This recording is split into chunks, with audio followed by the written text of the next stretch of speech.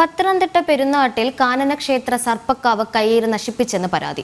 കുറുങ്ങാലിൽ Mahadeva Bhagavathi ശാസ്താക്ഷേത്ര സർപ്പക്കാവ് AVT estate കയ്യേറിയെന്നാണ് പരാതി. ക്ഷേത്ര സംരക്ഷണം ഉറപ്പാക്കുമെന്ന് ഹിന്ദു ഐക്യവേദി സംസ്ഥാന നേതാക്കൾ സ്ഥലം സന്ദർശിച്ച് വ്യക്തമാക്കി. ഇത് കുറുങ്ങാലിൽ ശ്രീ മഹാദേവ ഭഗവതി ശാസ്താക്ഷേത്രം കാനന ക്ഷേത്രമാണ്.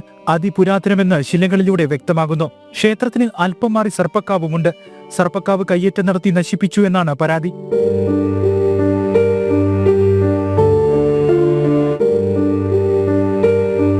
AVT എസ്റ്റേറ്റിനോട് ചേർന്നാണ് ക്ഷേത്രം.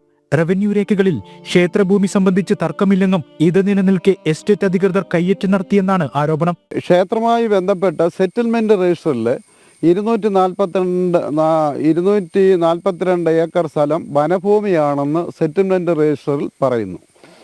അവിടെ ആ സെറ്റിൽമെന്റ് രജിസ്റ്ററിൻ്റെ ലത്തോ മാപ്പിൽ കുറുങ്ങാലിൽ ഭഗവതി ക്ഷേത്രം ഉള്ളതായി രേഖപ്പെടുത്തിയിരിക്കുന്നു.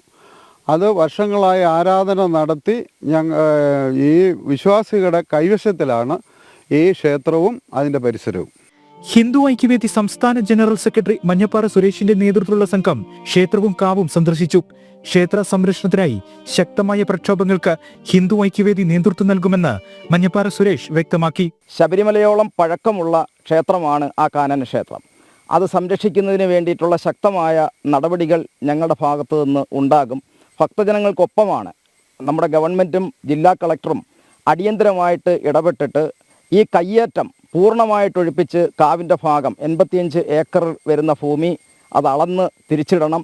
കുറുങ്ങാലി ക്ഷേത്രത്തിൻ്റെ കയ്യേറ്റത്തിൽ നിന്നും ഇത്തരം ശക്തികൾ പിന്മാറണം എന്നാണ് ഹിന്ദു ഐക്യവേദിക്ക് പറയാനുള്ളത്. ക്ഷേത്ര സ്വത്തും ആചാരാനുഷ്ഠാനങ്ങളും സംരക്ഷിക്കപ്പെടണമെന്നാണ് വിശ്വാസികളുടെ ആവശ്യം. ജനം, പത്തനംതിട്ട.